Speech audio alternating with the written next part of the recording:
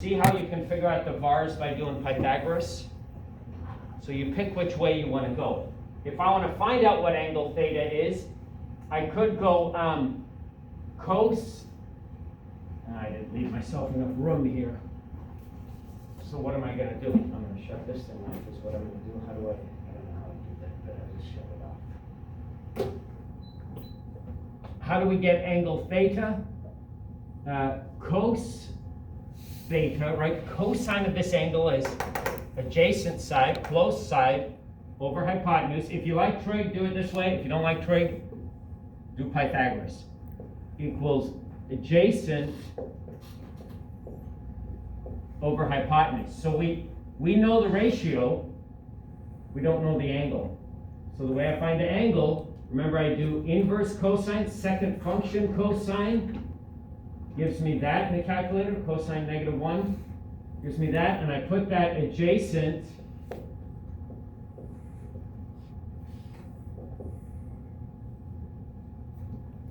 equals my angle theta.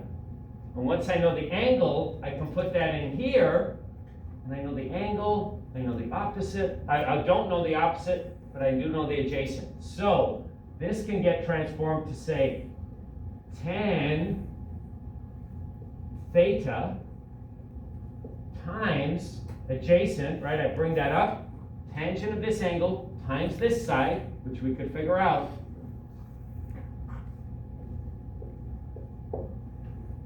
equals opposite.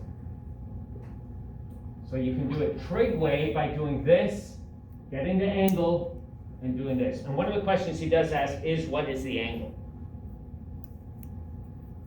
Okay. And all that is to figure out what? How many vars are here? Now, when we get capacitors, sometimes they're labeled in farads, sometimes they're labeled in vars. Right? You can go online, you can look at the different manufacturers, and you can find 480 volt, 3-phase bank of capacitors. That's good for 4 kVars, 4,000 vars. And that's where he goes on asking those questions. I'm jumping down to near the end of the quiz. But he says, if I can get some capacitors, right, because this fact, the resistive is that way, that's a real work, even if some of that is the heat of the motor. But this vector I can compensate for by adding vectors going south, right? So every little bit of capacitor that I add, does that start taking away from the vars here? 1 capacitor, 2 capacitor, 3 capacitor, 4 capacitor, I think is what we fit in. Because this ends up being 20-some thousand. And these, he says, that they're 5,000 apiece. I take away a capacitor, that would reduce it. Oh, I could take away a little more. I could take away a little more. I could take away a little more. And by the time I get down there, then the new angle is like this.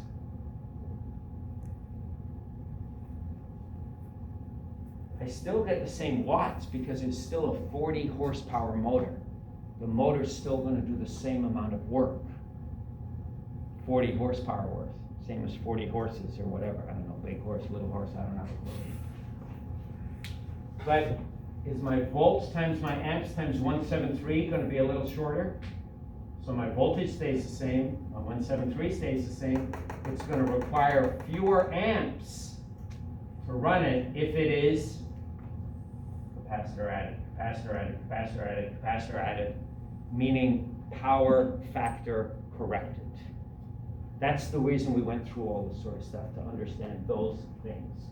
And power factor is what over what? You remember, Chris? Power factor is what over what?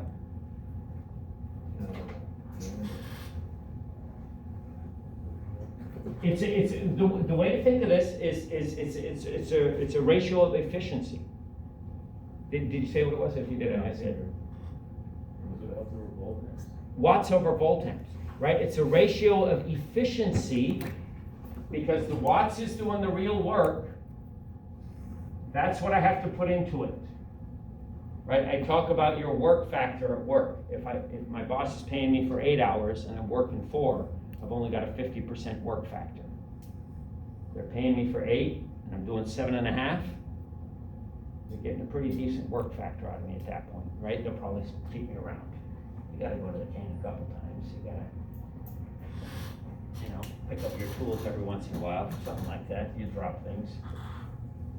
But watts over VA, right? That's my power factor, is this over this. So do you see how the power factor, the efficiency changes? The watts stay the same, but this VA gets smaller. It has to start out that long. I need a ladder that gets up to the 4th floor here.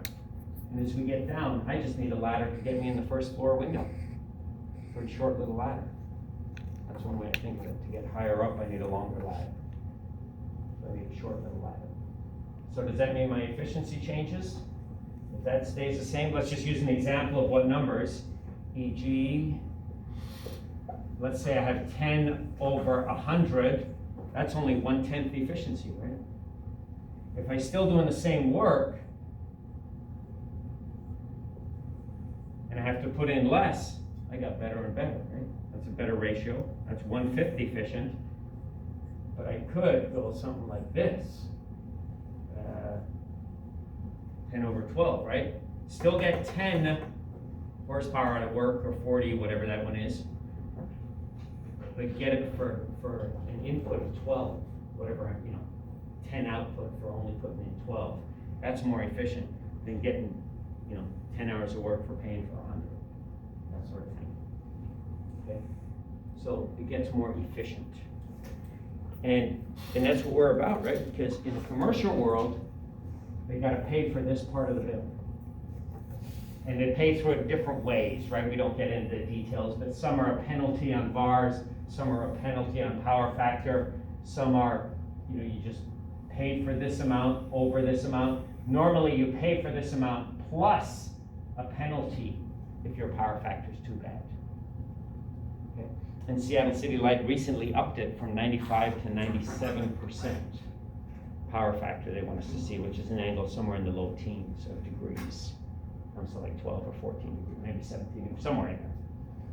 12, 14, 15 degrees, something like that. Okay, so that was the basic problem they were asking on that question, right? So questions on this?